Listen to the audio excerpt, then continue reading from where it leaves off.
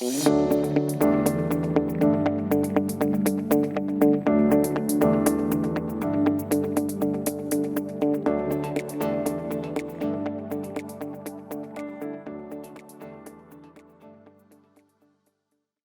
as you can see, the paper we're going to discuss is titled Sodium Permeable and Hypersensitive TREC1 Channels Cause Ventricular Tachycardia. And in this article, what the authors try to do is to investigate the etiology of the right ventricular outflow tract ventricular tachycardia, and more specifically, looking at the possible pathophysiological role of the TREC1 channel. So, just quickly, a reminder of what's right ventricular outflow tract ventricular tachycardia, also known as RVOTVT. So this pathology, it's an arrhythmia characterized by the absence of structural heart disease, and most of the time the etiology remains unknown. This arrhythmia is probably triggered by delayed after depolarizations during beta-adrenergic stimulations. This could be due to an increase in intracellular calcium, activating the sodium calcium exchanger, and resulting in an inward flux that may depolarize or trigger action potentials. But the main point about this pathology is that the genetic basis is largely unknown. Now, what about TREC1? TREC1 is the main channel we're going to consider today. As you can see on the right, it's a member of the 2-pore domain potassium channel with 4 transmembrane domain and 2 pore loops that contains the selectivity filter. The K2P family contains a lot of different channels which are expressed in various parts of the bodies. But if we look at TREC1, what is very interesting is that it's sensitive to different stimuli, such as temperature, polyunsaturated fatty acids. But more interesting is the stretch sensitivity, because due to this sensitivity to stretching, it plays a role in the mechanoelectrical feedback in the heart and allows to shorten the action potential duration and also to reduce the heterogeneity of the repolarization. So now let's go back to our paper.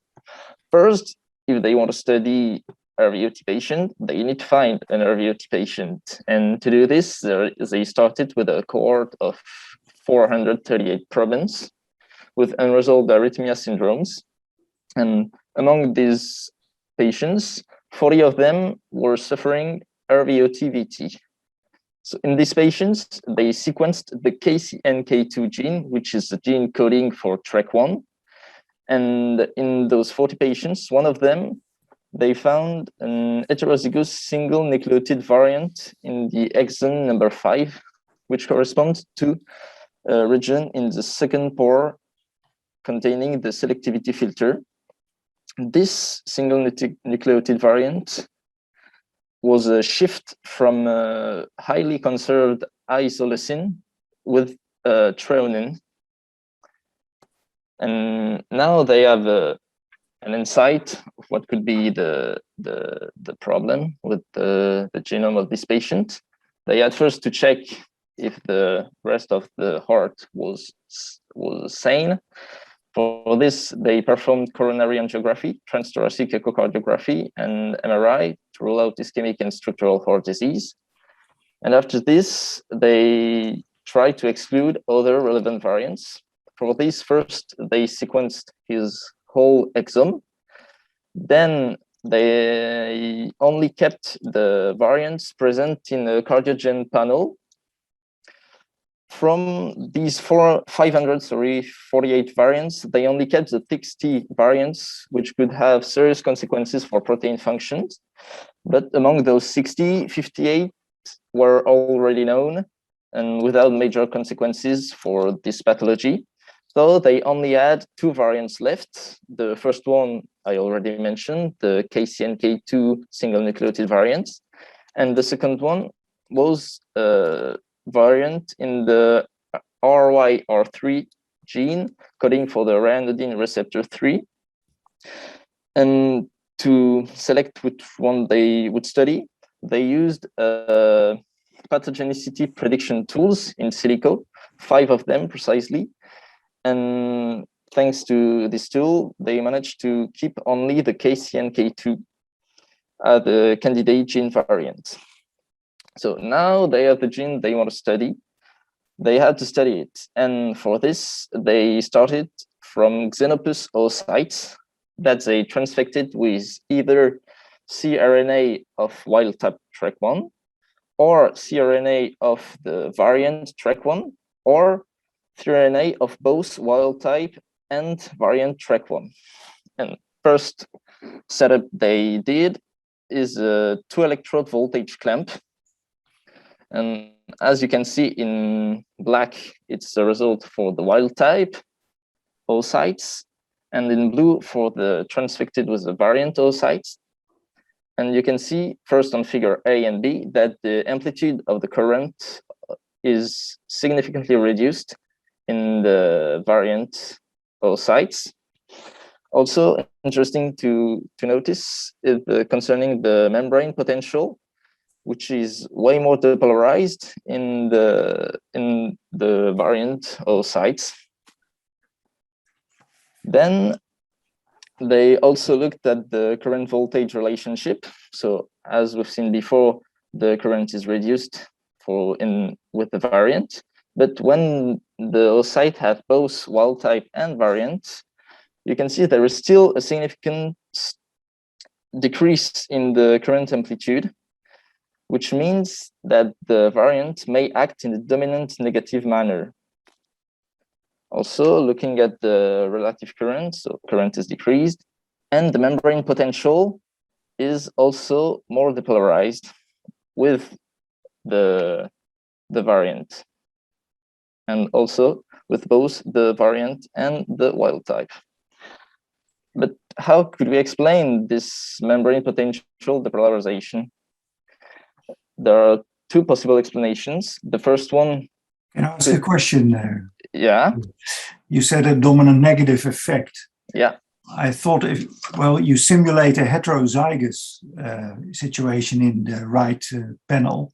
Yeah. And then the effect is about half, I would say. So is that consistent with the idea of a dominant negative effect? No, you're right. If it was purely a dominant negative effect, it should be the same than the only the variant transfected. Yes. But what I wanted to say is that having both, even heterozygously, have a major impact. Yes. The variant had a major impact than the wild type one. This is what I wanted to say, but you're right. Okay. And so I was saying there are maybe two possible explanations of why the membrane is more depolarized. Either you have a reduced potassium current. This could be one explanation, but another explanation could be an altered ion selectivity. And this is why they assess in the second part the ion selectivity. For this, they use a voltage clamp setup, and they progressively increase the extracellular potassium concentration. And the results you can see here, that the most interesting part for me is the figure B. It showed the relation between the revulsor potential and the extracellular potassium concentration. And you can see for the wild type, it's a linear relation, which is in accord with the Nernst equation. Yeah. But you lose this linear relation for the variant. So there is a problem in the selectivity of this channel. Now, in the second time, they tried to replace the extracellular sodium by NMDG+, and they obtained this result. First thing we can see on the left concerning the reversal potential is that when the extracellular sodium is fully replaced, there is no more difference between the wild type and the variant potential. Now, looking at currents, sodium effect on the wild type current is to increase the the outward current of the wild type, whereas on the variant, the effect is the opposite. The sodium decreases the outward current of the variant and even increases an inward current. Now, looking at the relation with the Nernst equation, if you fully replace the sodium outside the cell and you progressively increase the potassium concentration, you can see on the right that you have this time the linear relationship in both cases, the variant and also the wild type, which means this altered ion selectivity is probably a sodium permeability in this channel. Yeah. Now they looked on action potentials using this time HL1 cardiomyocytes, which they transfected with either 1.5 microgram of TREC1 cDNA or 1.5 microgram of the variant cDNA. And they looked first at the beating frequency. And you can see there's a significant difference between the frequency with the wild type and the frequency with the variant, which is higher. But looking at the action potential, there is no significant difference concerning the duration of those action potential. But if now we look at the baseline depolarization, voltage baseline of those action potential, the variant is significantly more depolarized than the wild type. And another fact interesting is the speed of the upstroke velocity, which is slower for the variant. So we have a more depolarized action potential for the variant and also a slower upstroke velocity for the variant. Those informations mean that firstly, with a more depolarized action potential, you are more prone to trigger action potentials since your potential is closer to the threshold of action potentials. And secondly, a slower upstroke velocity means a shorter wavelength cycle for your impulse propagation, and so more risk of re-entry arrhythmias. Now, looking at another important characteristic of the TREC1 channel is sensitivity to stretching. That briefly? Yep. Sorry, if you go back to the previous one, yeah. The reasoning that you're bringing the membrane potential closer to the threshold potential is true, but if you go over that threshold potential, you inactivate sodium channels, so then excitability goes down. So the reasoning is a bit selective, I would say. And if you bring the cell closer to the threshold potential, then you would expect that conduction velocity increases. So it's a mixture of arguments that they use to indicate that there is more re-entry. But I would, the only way to show it is to show it and to measure whether there is more re-entry or not. So it's a fabrication in a way, what they do here. I'm not sure, do you agree, Mark?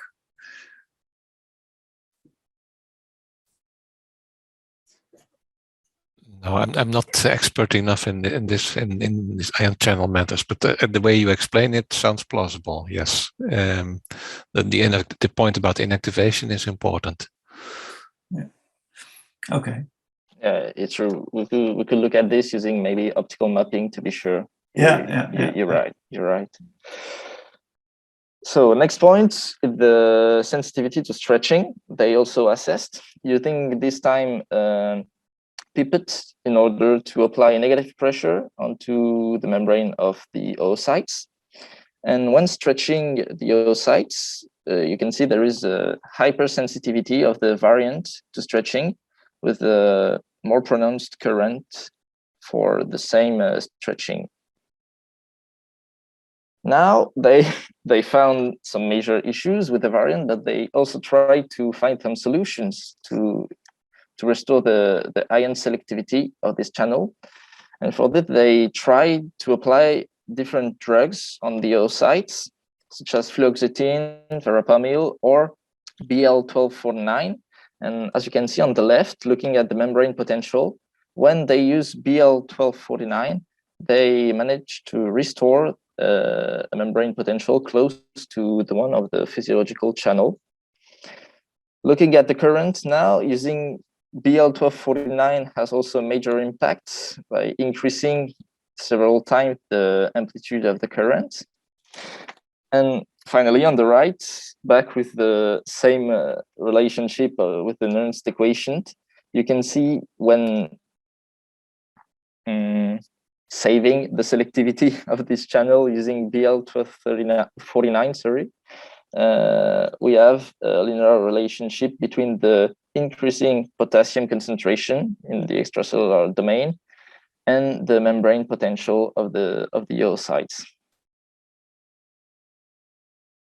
Finally, a quick look at the effects of beta adrenoreceptor modulation, because RVOT is an arrhythmia which could be triggered by exercise, which means beta stimulations.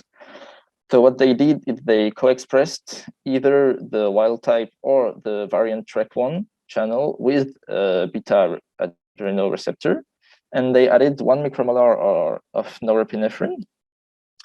And you can see in the wild type that it reduces significantly the amplitude of the current, whereas in the variant, there is a marked effect which increases even more the inward current.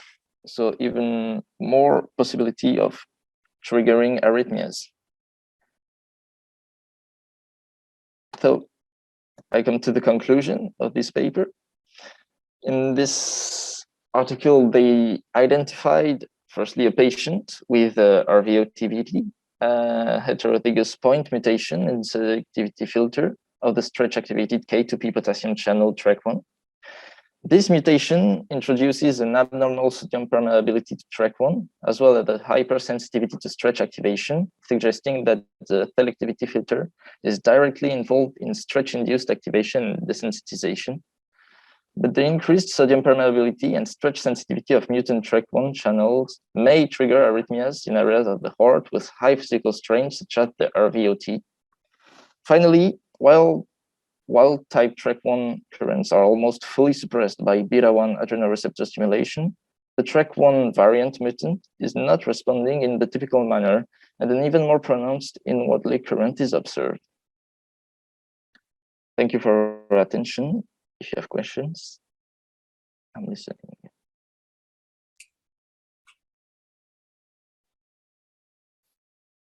Well done, Gauthier. Thank you.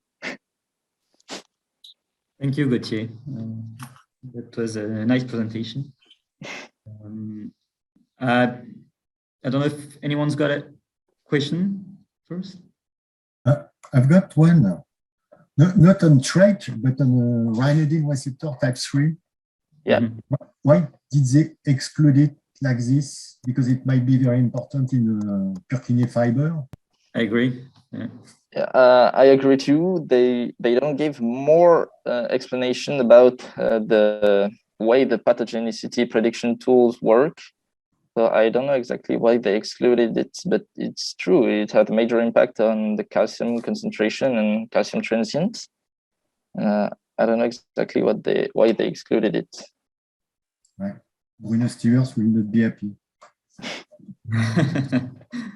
Yeah, that's right. It could this mutation could play a role in calcium homeostasis in Purkinje fibers, and that might be the source of arrhythmias. So I don't know why they've excluded that variant. Especially because in the introduction, they say that these arrhythmias originate from DIDs. Exactly. And then they exclude it. Yeah. It would have been my first guess, to be honest. Exactly. Yeah, exactly. Me too, to be honest. Yeah.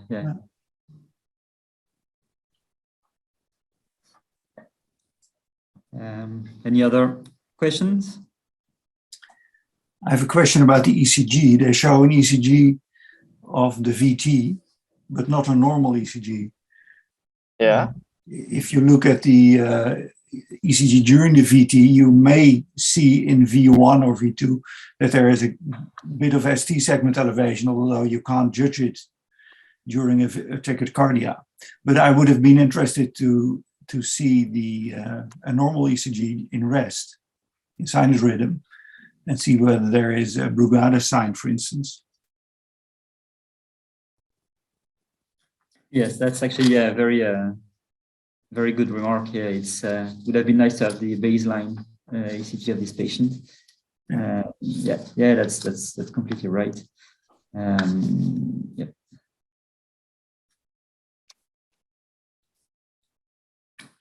I think also one of the limitations is what you said, Ruben, about the fact that well, basically they do not have any measure of conduction slowing, and anyway, most of the paper, although it's a nice piece of work, and there's a lot of work in there. There is no measurement in either in cardiac myocytes or in isolated hearts. Yeah. I think that's missing here a little bit. Maybe I think that the paper was good enough to get published without it, but it's something that would be nice to see. Yeah, I agree. A cell is not a heart. Exactly. So you should show this in a real heart. Yeah. What do you think? Or at least implement it in a model and try it in a model heart. That was my next question. Would you incorporate the channel into a model? I was just thinking about that. What the hell are track channels, and are they already in the models? I'm sorry, I didn't read the paper. I just learned about it this morning. Yeah, well, if that's something you wanted to try, Mark, we have someone in the team, Frank, who's a patch clamper, and he's worked a lot on track 1. So he could help. He's got plenty of data on track 1 that could be fed into a model. Yeah. We can let's think about it. Mm-hmm.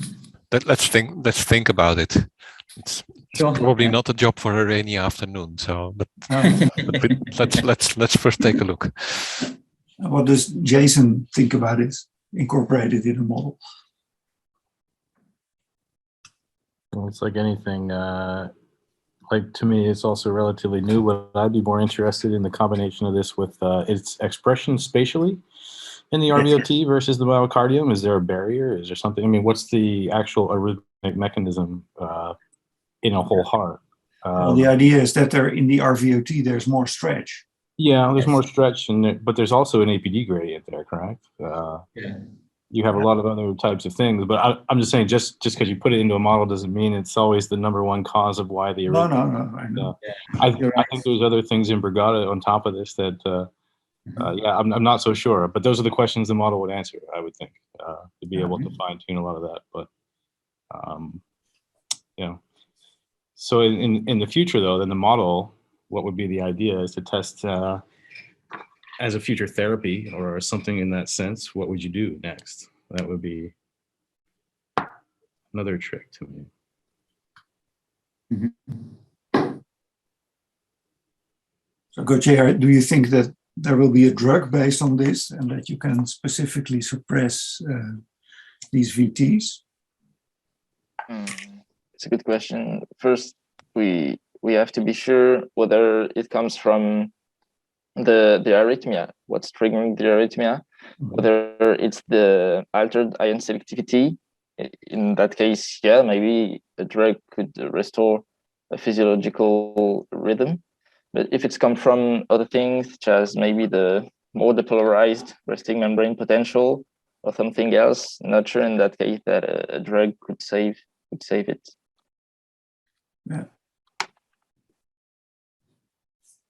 Yeah, well, perhaps the drug they used, the BL1249, could be an interesting molecule. Don't know whether it's been tested or not in humans, but it seems to be able to reverse at least the effect of the variant on the selectivity. So,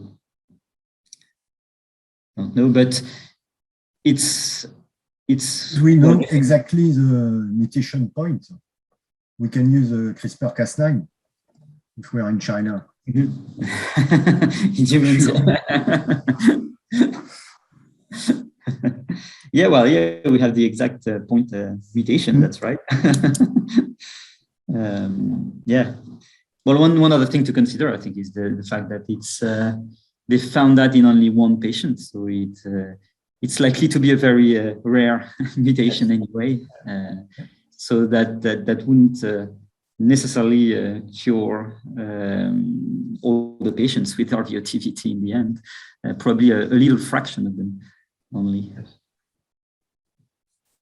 Well, I think the importance of the paper is not so much the clinical relevance, but more the concept of a change in the selectivity filter. I think that's scientifically challenging and interesting. Yeah. I think it's a very nice approach, a nice observation. Although the clinical relevance, I don't know whether it's that important, to be honest. Yeah, I agree. Yeah. Any other questions?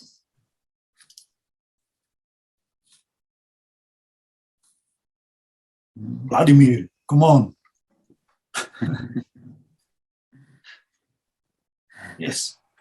Yeah, I'm sorry. I should next time put some alarm clock on it. So I was in work and then I realized that the journal club is ongoing. So I just joined for the discussion. So okay. I don't have a lot of questions. Sorry. Okay.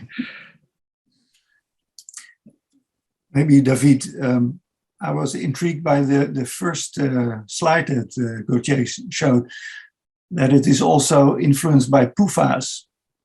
Mm-hmm. And we did some studies on omega-3 PUFAs in pigs, and it has enormous effects on repolarizing currents.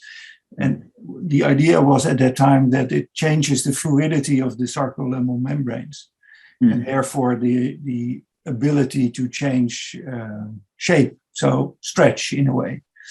Yeah. What do you think? Is it the same mechanism, or? Yeah, I think it's been well documented now that it's the arachidonic acid is activating TRK by modifying the curvature of the membrane. Yes. And thereby stretching the membrane and the channel that would then open. So that's actually why arachidonic acid isn't very specific to TRK1, as you said. You've done works using PUFAs on other repolarizing currents, but the mechanism here is exactly what you described. It's a change in membrane fluidity that changes the curvature of the membrane and opens the channel as a result. Yeah, and actually there's a very recent paper in which I think it's a group from Boris Martinak who used cyclodextrins, which depletes the cholesterol from the membrane. They apply that to cells, and what they've seen is that the effect was the same on TRK1 as arachidonic acid, because you then modify the curvature of the membrane and it opens the channel as well. Yeah. I don't want to bring water always to my meal, but I noticed that it's also a target of oxidative and nitrolytic stress. It would be really interesting to know if it's a modification that conveys a gain of function or a loss of function. Usually, oxidation primes for other kinds of modification, so that could be really interesting. On the other hand, any translation outside of the cell of mechanically sensitive channels or models, it's highly challenging. So it's yeah, that's interesting. Yeah.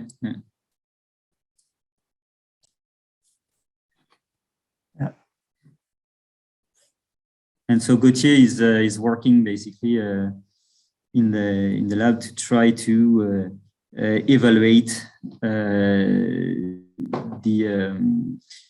role of TREC1 in modifying the electrophysiology of the RVOT compared to the rest of the right ventricle. So that's one of the project we have. It's funded by the ANR. So yeah, that's what he's doing these days in the lab. Are those cellular studies or multicellular studies? Well, both actually. Doing both optical mapping and work on isolated cells as well. Yeah. The cells come from a model of an animal model, or the stretch is imposed, or they are transfected. So no, yeah, they come from pigs, normal pigs. Okay. Well, in the project, we'll also have pigs with right ventricular failure induced by pulmonary hypertension, but we haven't started these experiments yet. So that's the next step. Step by step. Yes, exactly. Yeah. We're working on control cells to start with. Yeah, they say. Oh, sorry, Ruben. Well, they say that hypertrophy, as you see in heart failure, for instance, that is a form of stretch, but it's completely different from the model that you usually use, and that is osmotic. Osmotic pulse in cells. So I always find it difficult to make the comparison. Yeah. Osmotic stretch is really different to what the cell sees in vivo when the ventricle is dilated, when it's stretched. Yeah. The idea here is to use we have a myostretcher system. So basically we can stick small fiber optics to the myocytes and apply an axial stretch to the cell. The system from Peter Cole. Very similar to the one Peter Cole, I think, is working with. He used to work at least with carbon fibers. But, carbon fibers, yes. Yes, but it's very, very similar to that, indeed. Well, it's a nice project, and I'm impressed by your presentation, Gauthier. Well done. Thank you. Yeah, very good presentation, Gauthier. Any other questions? Is that a thumbs up, or is that a question? It was a thumbs up. I thought it was very good. It was very interesting because it is new. It's an interesting concept, and it's Brugada syndrome is always providing something new every day these days. It seems like. Yeah, I'm not saying that this is the same in Brugada syndrome. On the contrary, I think that is completely different. But we can finish this session. Yeah. Okay. Then you're on time for your meeting with Pierre, I think. Yes. Yeah. Exactly. I'm here. Yeah.